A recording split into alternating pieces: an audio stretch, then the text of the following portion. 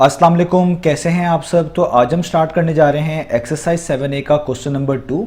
तो मेरे पास ये बुक 1 है जिसको हम D1 भी बोलते हैं और उसका ये अपडेटेड 7th एडिशन यानी न्यू एडिशन मेरे पास मौजूद है। तो इस न्यू एडिशन का ये चैप्टर नंबर 7 चल रहा है जिसका नाम है रेट एंड रेशियोज। तो मैंने इसी चैप्टर के नेम से एक सेपरेट प्लेलिस्ट बना दी है, उसका लिंक भी नीचे डिस्क्रिप्शन में दे दिया है ताकि आपको इस चैप्टर से रिलेटेड तमाम सोल्यूशंस एक ही जगह पर आसानी से इसी प्लेलिस्ट में मिल सकें। इसके अलावा आपको डिस्क्रिप्शन में मेरे सोशल अकाउंट यानी मेरी फेसबुक प्रोफाइल और मेरी इंस्टाग्राम प्रोफाइल का लिंक भी मिल जाएगा। आप इन्हीं अकाउंट्स के थ्रू अपने क्वेश्चंस को, सजेशंस को मुझ तक भी पहुंचा सकते हैं।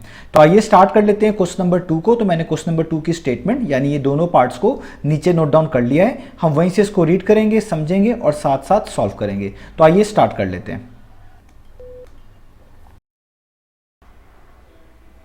तो अब आपको सामने स्क्रीन पर क्वेश्चन नंबर 2 का ए पार्ट भी लिखा हुआ नजर आ रहा है और बी पार्ट भी लिखा हुआ नजर आ रहा है। सबसे पहले हम ए पार्ट को रीड करेंगे, समझेंगे और सॉल्व करेंगे और उसके बाद हम बी पार्ट को भी समझकर सॉल्व करेंगे। तो स्टार्ट कर लेते हैं हम पार्ट नंबर ए से। मैं इसकी स्टेटमेंट को रीड करता हूं। तो यहां पे लिखा हुआ है फाइंड द वैल्यू ऑफ ए, यानी आपको कहा जा रहा है कि ए की वैल्यू फाइंड आउट करके दिखाएं इफ अगर ए रेशियो 400, ये जो 400 और ए के दरमियान सिंबल है ये रेशियो का सिंबल होता है। मैं इसकी डेफिनेशन क्वेश्चन नंबर 1 में समझा चुका हूं, आपने इस सिंबल को रेशियो के लिहाज से पढ़ना है। तो आप इसको पढ़ेंगे ए रेशियो 400। तो रेशियो को बेसिकली रिप्रेजेंट करने के 3 तरीके होते हैं, जिसमें से एक तरीका ये होता है कि आप ये वाला सिंबल यूज करते हैं जो कि रेशियो का सिंबल होता है। दूसरा तरीका ये होता है कि आप फ्रैक्शन फॉर्म में रेशियो को रिप्रेजेंट करते हैं और तीसरा तरीका ये होता है आप डिस्क्रिप्टिव फॉर्म में रिप्रेजेंट करते हैं। डिस्क्रिप्टिव फॉर्म का मतलब कुछ डिस्क्रिप्शन के साथ। जैसे अगर हम इसको डिस्क्रिप्शन में पढ़ना चाहें या लिखना चाहते तो हम इसको पढ़ते A/400, आप इस तरह भी इसको पढ़ सकते थे। तो यहां पे रेशियो सिंबल का यूज हुआ है तो आप इसको ऐसा भी पढ़ सकते हैं, काफी है कि A रेशियो 400। तो क्वेश्चन में क्या कहा जा रहा है कि आपने A की वैल्यू फाइंड आउट करके दिखानी है अगर A रेशियो 400 इक्वल है एक और रेशियो के जो कि है 6/25 के। तो आपसे कहा गया है कि ए की वैल्यू निकाल कर दिखाएं अगर ये दोनों रेशियोज इक्वल हैं। और याद रखिएगा जब भी कोई दो रेशियोज इक्वल होती है हम उसको प्रोपोर्शन बोलते हैं। तो बेसिकली ये एक प्रोपोर्शन लिखा हुआ है क्योंकि इधर दो रेशियोज इक्वल हैं, एक रेशियो ए रेशियो 400 और दूसरी रेशियो 6/25 और आप इनके दरमियान इक्वलिटी का सिंबल इक्वल टू का साइन देख रहे हैं, इसलिए आप कह सकते हैं ये आपको बेसिकली प्रोपोर्शन गिवन है। और यूं भी कह सकते हैं कि आपको एक इक्वेशन गिवन है, यानी आपको एक प्रोपोर्शन या आप कह लें एक इक्वेशन दे दी गई है और आपको कहा जा रहा है कि इसमें से ए की वैल्यू फाइंड आउट करके दिखाएं और ए आपको यहां पर स्टार्ट में लिखा हुआ नजर आ रहा है। तो अब हम किस तरह स्टार्ट करेंगे इस पार्ट को। तो पार्ट नंबर ए मैं यहां पे शुरू करने जा रहा हूं। तो जब भी आपके पास कोई क्वेश्चन की स्टेटमेंट आती है जिसमें कोई चीज मिसिंग होती है जो आपने फाइंड आउट करनी होती है, हमेशा आपने फोकस करना होता है कि आपका गिवन डाटा क्या है, आपको चीज बताई क्या गई है। तो आपके पास जो ये इफ का वर्ड आता है अक्सर औकात मैथमेटिक्स के अंदर, आप डिफरेंट वर्ड प्रॉब्लम्स में भी इस वर्ड को देखेंगे। इसके बाद जो चीज गिवन होती है अक्सर औकात वही आपका गिवन डाटा होती है। यानी इफ के बाद आपको ये इक्वेशन गिवन है या आप कह लें प्रोपोर्शन गिवन है क्योंकि दो रेशियोज इक्वल हैं, तो आपका यही गिवन डाटा है, आपने इसी से स्टार्ट करना है। तो आप सबसे पहले इसी इक्वेशन को लिख लें। तो यहां पे मैं लिख लेता हूं कि ये हमारे पास है ए रेशियो 400 जो कि इक्वल है 6/25 के। ये मैंने ऊपर से ही नीचे नोट डाउन कर लिया।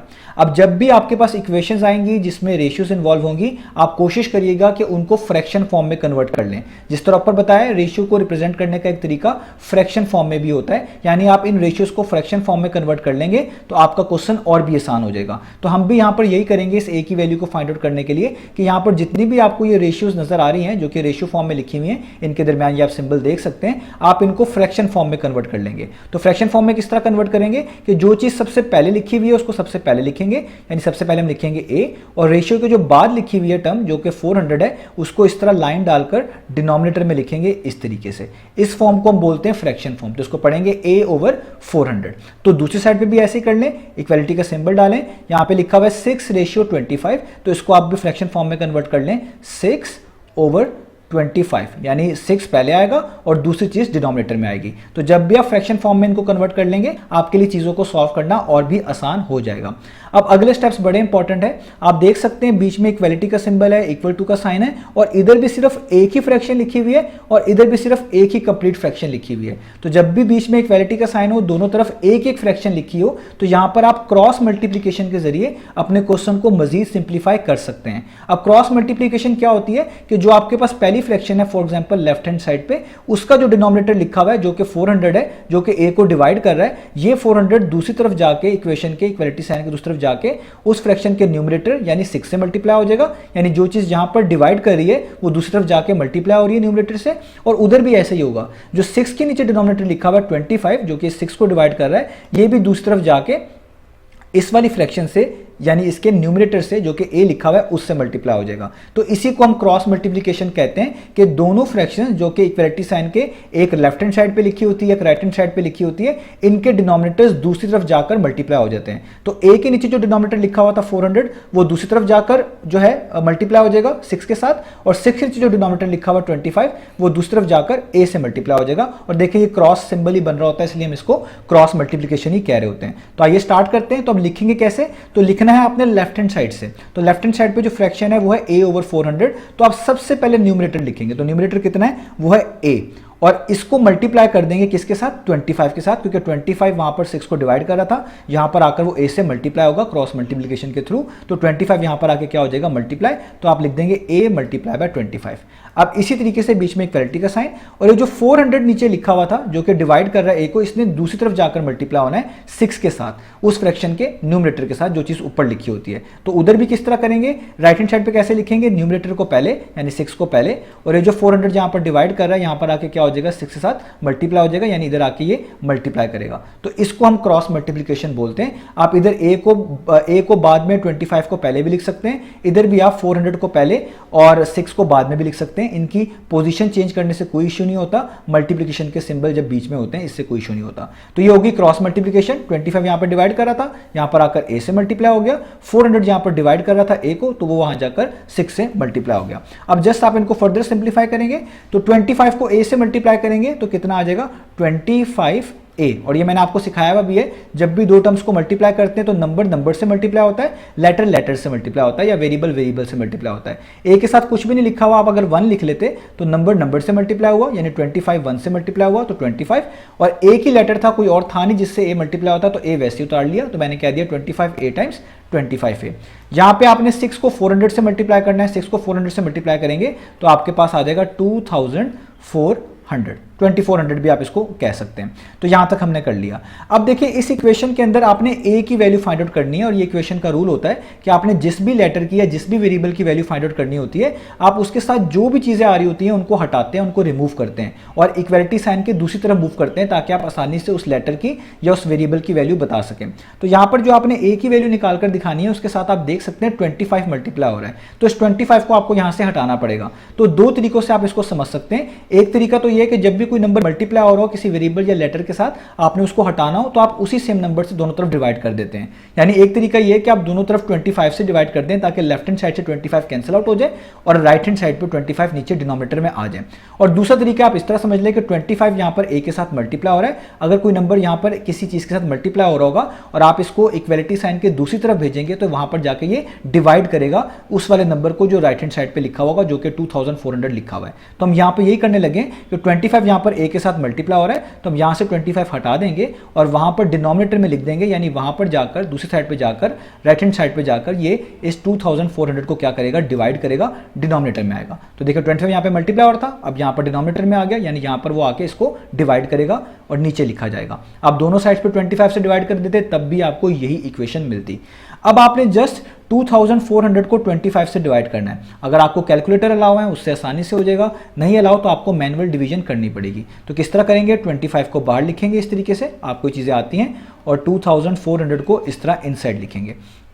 क्योंकि 24 तो छोटा 25 से, तो मैं 3 डिजिट्स चूज करूंगा, यानी 240। तो 25 को किसी ऐसे नंबर से मल्टीप्लाई करना है आपने कि आपका जो आंसर आए वो 240 आ जाए या 240 के सबसे पास आ जाए। तो 25 को जब आप 9 से मल्टीप्लाई करते हैं तो आपके पास सबसे करीब नंबर आता है 225। 10 से तो नहीं कर सकते, वो 240 से बढ़ जाएगा। तो यहां तक हो गया। अब आपने सब्ट्रैक्ट करना होता है 240 में से 225 अगर आप माइनस करें तो आपको मिलता है 15। तो यहाँ पे आ गया 15, और जब आप ये सब्ट्रैक्शन कर चुके होते हैं तो अगले जो ऊपर से नंबर होता है उसको नीचे उतार लेते हैं। तो ये नीचे उतारेंगे तो यहाँ पे क्या बन जाएगा 150। अब 25 को किसी ऐसे नंबर से मल्टीप्लाई करना है कि 150 आ जाए या इसके करीब करीब, तो 25 6 टाइम्स ही 150 होता है। तो यहाँ पे 150 खुद ही आ गया। 150 माइनस 150 कितना होता है 0। जब नीचे रिमाइंडर 0 बचा, इसका मतलब यही ऊपर आंसर है। तो इसका आंसर कितना है 96। और आप इसको ऐसे भी कह सकते हैं इस आंसर के बदौलत कि 25 1 टाइम्स और 25 96 टाइम्स करके भी दिखा दिया आपको डिवीजन। तो इससे पता चला कि आपके ए का आंसर कितना आ गया 96। यही हमने फाइंड आउट करके दिखाना था, इस नीचे 1 को लिखने की जरूरत नहीं होती। तो आपके पास इस ए पार्ट का आंसर आ गया जो कि कितना है 96। अब कर लेते हैं इसका बी पार्ट।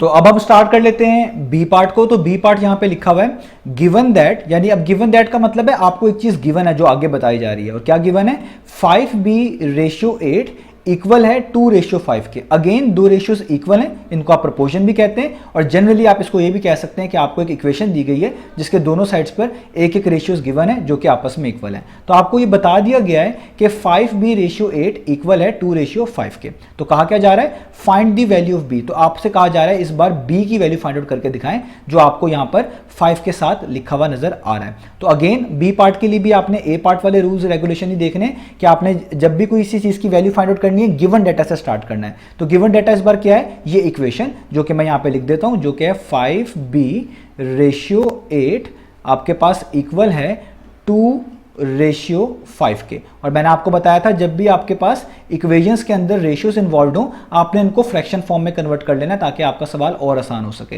तो आप इनको फ्रैक्शन फॉर्म में कन्वर्ट कर लेंगे। तो कैसे कन्वर्ट करेंगे, ये 5b पहले लिखा हुआ है तो सबसे पहले 5b लिखेंगे, इसके बाद ये लाइन डालेंगे और जो रेशियो सिंबल के बाद लिखा हुआ है नंबर उसको नीचे डिनोमिनेटर में लिखेंगे। तो आपने 5b/8 की फ्रैक्शन फॉर्म बना ली जो कि है 5b/8।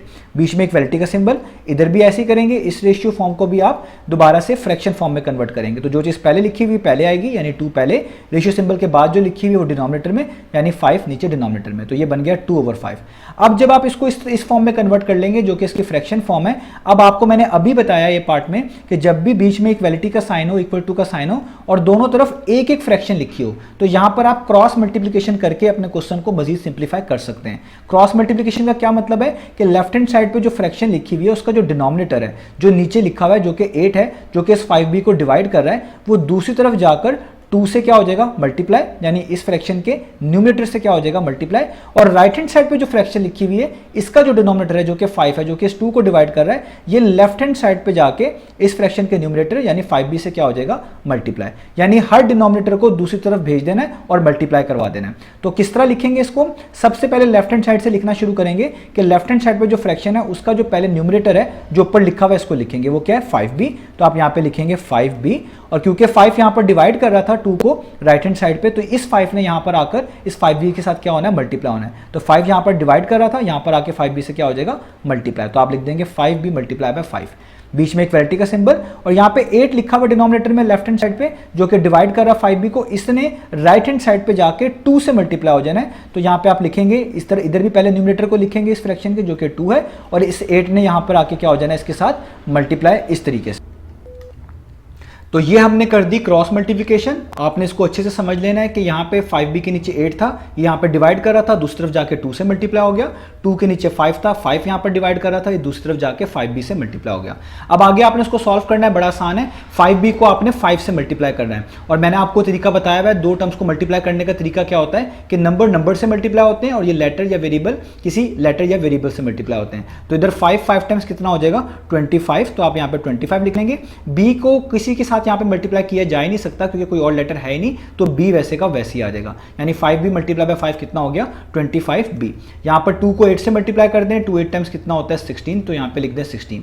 अब आपने क्योंकि b की वैल्यू निकालनी है तो इक्वेशन के अंदर जिस भी वेरिएबल या जिस भी लेटर की वैल्यू निकालनी होती है आप उसको सेपरेट करते हैं, उसके साथ जो भी कॉन्स्टेंट्स आ रहे होते हैं या जो भी चीजें हो रही होती हैं आप उसको इक्वलिटी साइन के दूसरी तरफ भेजते हैं ताकि वो लेटर आइसोलेट हो सके, सेपरेट हो सके और आप उसकी वैल्यू बता सकें। तो यहां पर 25b के साथ मल्टीप्लाई हो रहा है तो आपने इस 25 को यहां पर हटाना है। तो जो चीज यहां पर मल्टीप्लाई हो रही होगी वो इक्वेशन के दूसरी तरफ जाके डिवाइड करेगी। तो ये 25 यहां पर b से मल्टीप्लाई हो रहा है, जब आप इसको इक्वलिटी साइन के दूसरी तरफ भेजेंगे तो ये जाकर 16 को डिवाइड करेगा। यानी आप कैसे लिख सकते हैं इसको कि आप यहां पे b लिखेंगे, यहाँ पे आपके पास आ जाएगा ऊपर 16 और ये 16 को डिवाइड करेगा ये 25, तो इसको आप लिखेंगे नीचे डिनोमिनेटर में।